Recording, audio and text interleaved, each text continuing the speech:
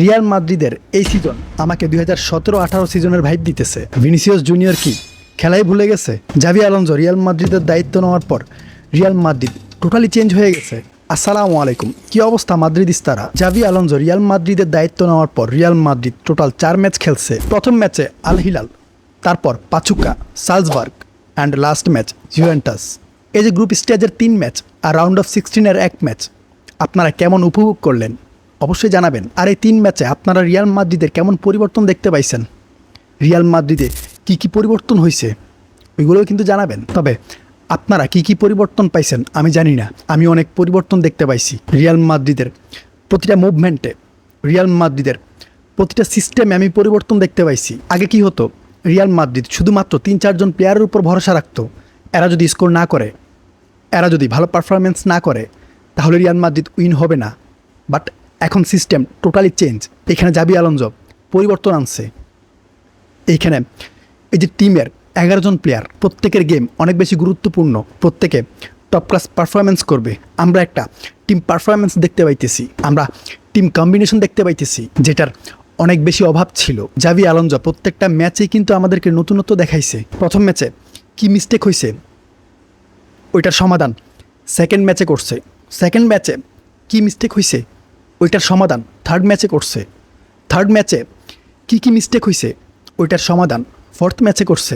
Even এখন পর্যন্ত try করতেছে। এই যে জাভি আলোনসোর আন্ডারে রিয়াল মাদ্রিদ 4 ম্যাচ খেলছে, এই 4 ম্যাচ পরে আমি রিয়াল মাদ্রিদের হিউজ পরিবর্তন দেখতেছি। রিয়াল মাদ্রিদ খুব সহজেই কিন্তু এখানে আসে নাই, এই কোয়ার্টার ফাইনালে আসে নাই।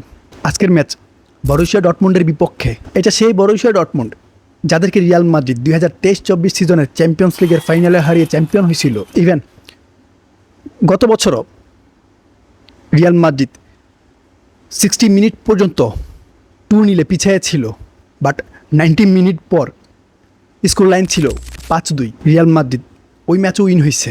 তবে তখনের মাদ্রিদ আর এখনের মাদ্রিদের মধ্যে অনেক ব্যবধান আছে, অনেক পরিবর্তন আসছে। এখানে বরুসিয়া ডর্টমুন্ডেরও কিন্তু অনেক পরিবর্তন আমরা দেখতে পাইছি। এই বরুসিয়া ডর্টমুন্ড লাস্ট কবে ম্যাচ হারছে জানেন? এপ্রিলে চ্যাম্পিয়ন্স লিগে বার্সেলোনার কাছে।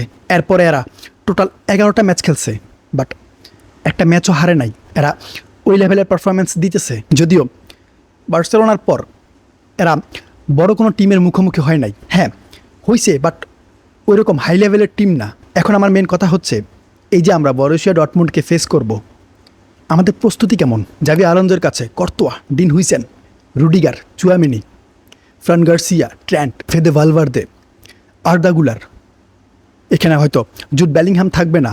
So Luka Modric, Mbappe, Gonzalo Garcia, Vinicius Junior, ভাই এই একাদশ নিয়ে জাভি আলোনসো যে কোনো কিছু করতে পারবে। তবে ডর্টমুন্ডও কিন্তু পিছায় নাই, এরা রিসেন্টলি ভালো পারফরমেন্স দিতেছে। এই যে জাভি আলোনসোর কাছে এই একাদশ নিয়ে 45 মিনিটের মধ্যেই কিন্তু গেম শেষ করে দিতে পারবে, ওই অ্যাভেলিটি আছে।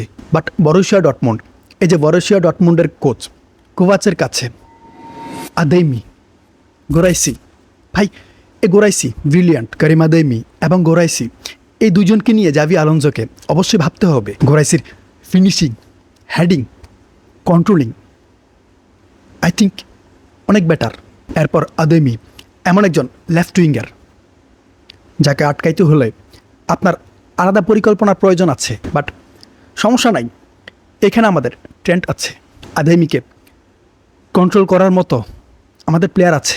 বাট এখানে এই যে গোরাইসি আর আদেমি, এই দুজনের কম্বিনেশন যদি ভালোভাবে কাজ করে তাহলে আমাদের বিপদ হইতে পারে, আমরা গোল কনসিডার করতে পারি। এরপর এখানে জুড বেলিংহ্যামের ভাই জুবে বেলিংহ্যাম, তার সাথে গ্রোস, রিয়ারসন, যারা মিডকে একদম নিজেদের কন্ট্রোলে নিয়ে রাখার ট্রাই করে। জাভি আলোনসো হয়তো 3-4-1-2 এই ফরমেশনে যেতে পারে। যদি এই ফরমেশনে যায় বা 4 জন ডিফেন্ডার নিয়েও নামে তাহলেও আমাদের সমস্যা নাই। আমাদের এই যে সেন্টার ব্যাকরা এরা এক্সট্রা মিডফিল্ডার হিসেবে কাজ করে, এদেরকে দিয়ে জাভি আলোনসো ডিফেন্স করায়, অ্যাটাকও করায়, মিড কন্ট্রোল করায়, যেটা রিয়াল মাদ্রিদের জন্য প্লাস পয়েন্ট। এরপর আমাদের 2 জন প্লেয়ার, এই যে রাইট উইং ব্যাকে ট্রেন্ট আর লেফট উইং ব্যাকে গার্সিয়া, এই দুজন ডিফেন্ডার না, এ দুজন অ্যাটাকার, যারা আমাদের রাইট সাইড এবং লেফট সাইডে সবথেকে বেশি হেল্প করে। তবে জাভি আলোনজোর কাছে এই ডটমুন্ড নতুন কিছু না। জাভি আলোনজো ভালোভাবেই জানে এই ডটমুন্ডকে কীভাবে প্যাকেট করতে হবে, কিভাবে আটকাতে হবে। বাট ডটমুন্ডের নতুন coach, Dortmund right now high pressing football খেলে, অ্যাটাকিং ফুটবল খেলে। ডটমুন্ড হয়তো 4-2-3-1-এ যাইতে পারে, অথবা 3-4-2-1-এ যাইতে পারে। এখন ডটমুন্ড যে ফরমেশনে নিয়ে আসুক, যেই একাদশে নিয়ে আসুক, তাদের প্রতিপক্ষ কিন্তু রিয়াল মাদ্রিদ, আর এইখানে বস জাভি আলোনজো। তবে ডটমুন্ডের পরিকল্পনা কী? এরা কী করবে জানেন?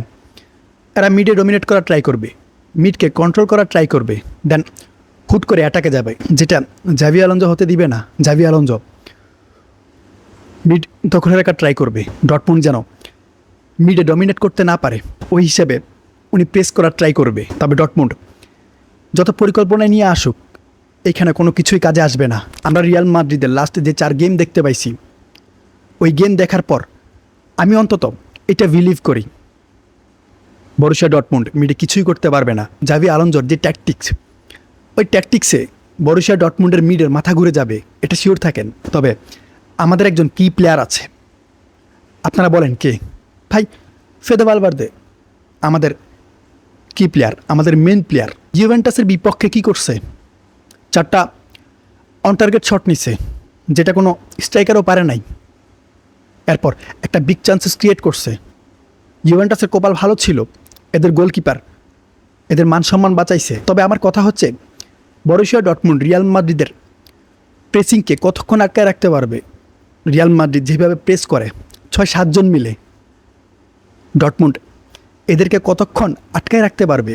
ভাই, এই যে ট্যাকটিক্স, 6-7 জন মিলে একসাথে প্রেস করা, অ্যাটাক করা, জাভি আলোনজোর এই ট্যাকটিক্স অনেক বেশি ভয়ঙ্কর। এই যে ছোট ছোট ট্যাকটিক্স, এগুলো কিন্তু বিগ ম্যাচে কাজে লাগে, আর এখানে জাভি আলোনজো সাকসেস।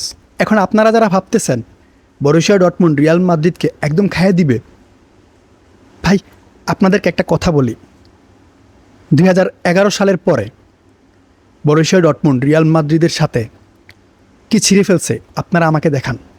কোন ম্যাচে উল্টায় ফেলছে ওটা আপনারা দেখান। মাদ্রিদের অনেক খারাপ সময় ছিল, অনেক খারাপ সময় পার করছে, ওই সময়ে পারে নাই। সো এখন কিভাবে পারবে?